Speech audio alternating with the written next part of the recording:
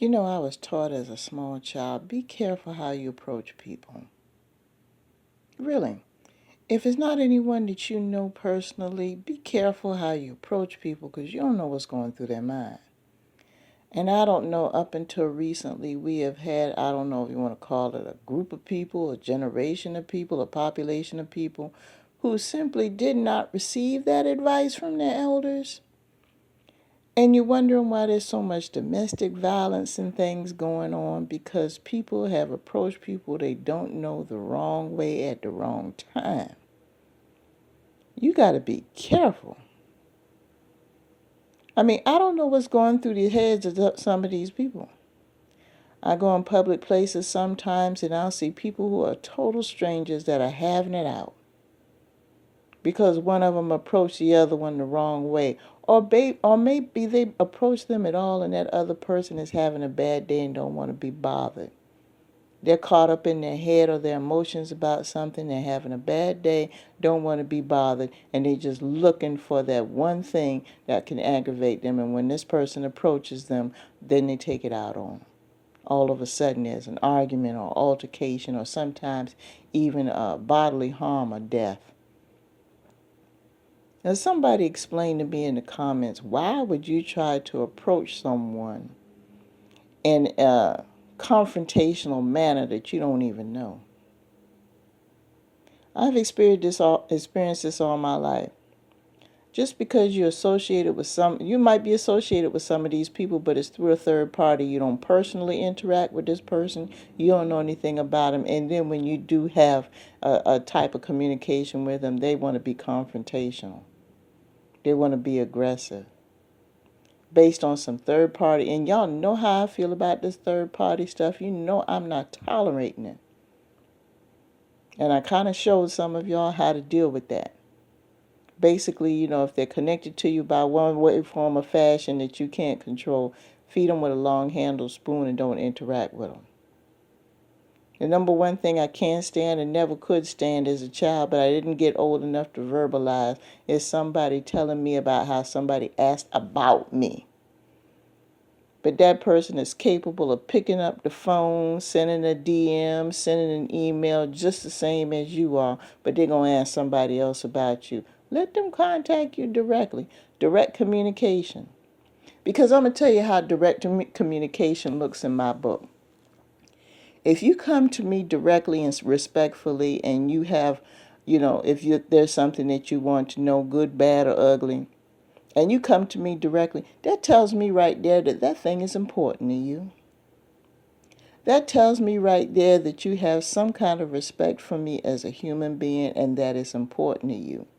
So because of those things, because you came to me directly and showed me that minimal amount of respect, I'm going to give you as much information as I possibly can. Now, it might not be information that you want to hear, because you probably had an idea of what it was about, but you needed some clarity. Or it could be something that could be very helpful to you. It could be something that you're looking for, information or sources or some knowledge about a certain subject. But for the simple fact that you came to me directly as a human being and showed respect and asked me directly and approached me directly and spoke to me directly, I got to give you basic respect for that. And if we don't have any more communication after that, I'm okay with it. But on the flip side of that, if you're one of these cowards, these punks that ain't got nothing else to do but to throw a whole bunch of people into the mix trying to interlope on your behalf, knowing that there's problems between you and me, I ain't got no respect for your ass. That's playground shit. That shit that goes on with little kids that don't even know the English language well, that don't have a strong vocabulary. So they get other people to speak on their behalf because they don't know the words yet. And the reason why a lot of these people bring third parties into it is because they never address their role in the situation. Or they don't want to admit one simple thing. The person that they used to know does not exist anymore, and they don't know who this new person is and doesn't have the courage to find out. So I'm not going to give them any respect. I'm not going to volunteer any more information, and I damn sure ain't going to defend myself. These are lessons that I had to learn recently.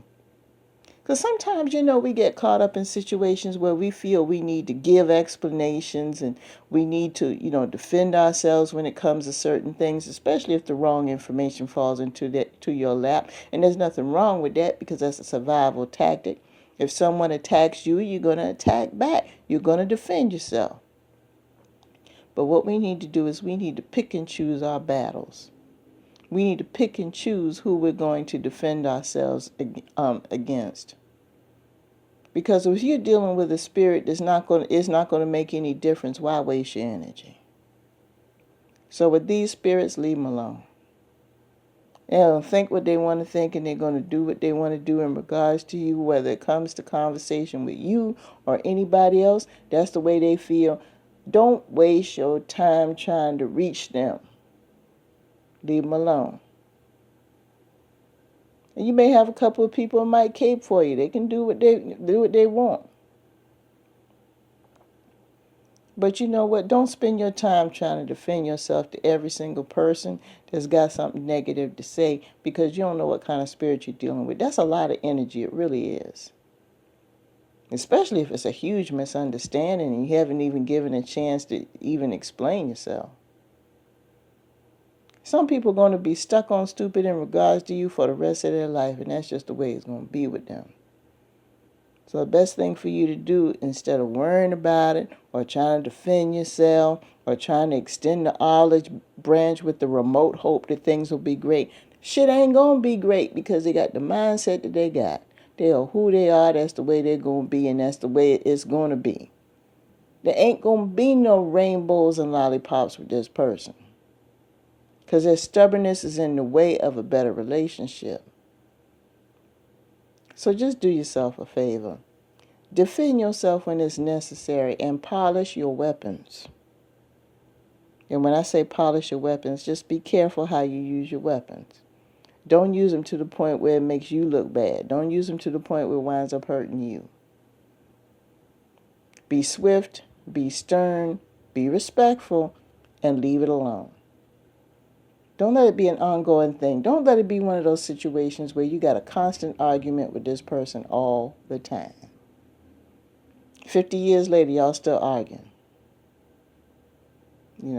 But don't get me wrong, there's some people I just simply don't talk to. That's a different story. I don't give them my energy at all. When I'm done, I'm done. That's a different story. That's not the same as an argument. An argument involves engagement. When you don't give a shit anymore, there's no engagement at all. That's it. And there are some cases in my life, there are some people I had to completely pull my energy away. No choice.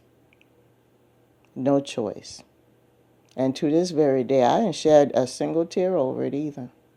Because I've seen people that have come after me endure the same thing. And I'm going to sit up here and try to explain something to them, argue with them.